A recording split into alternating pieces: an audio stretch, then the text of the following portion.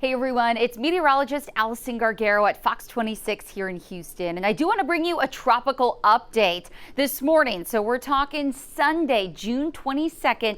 The National Hurricane Center has outlined an area that is about 500 miles to the southeast of the island of Bermuda, with the potential for development. Now, I want to let you know this is a very low potential. There are showers and disorganized thunderstorms that we're monitoring. You can see right behind this yellow X here. And that's what they're watching, saying, hey, there is the chance that there could be some slow development, but very low end chances that it would actually form into a tropical system. Now you can see the direction of where this storm would be heading, away from the United States. So that's not something that we need to worry about across the Gulf Coast or even east coast of the U.S. Other than that, things are pretty quiet. Now I want to take you out to our exclusive Fox weather model. That's the area of disorganized showers and storms, and as you can see, it basically fizzles out. We're not really looking at the potential for that further tropical development, at least in that area.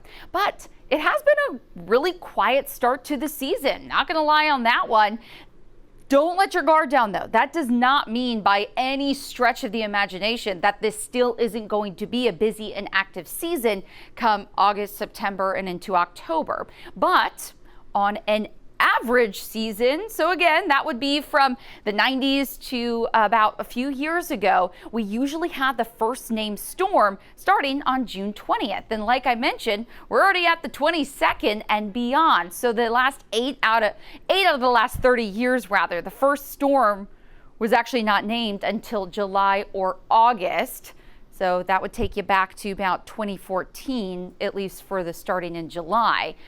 But we have seen busy seasons even with a quiet start. So the first named storm, if we get one, or really when we get one, would be Andrea, Barry, Chantel, Dexter, Aaron, and then the list goes on and on. Something that has been our friend over the last 22 days, Saharan dust. You guessed it. That's been keeping the Atlantic, Caribbean, and even Gulf of Mexico very quiet. When dust gets wrapped into these storms, they have difficulty continuing any further development, which is great. But the thing is, this Saharan dust basically just shuts off like a faucet sometime within the last week or so of August.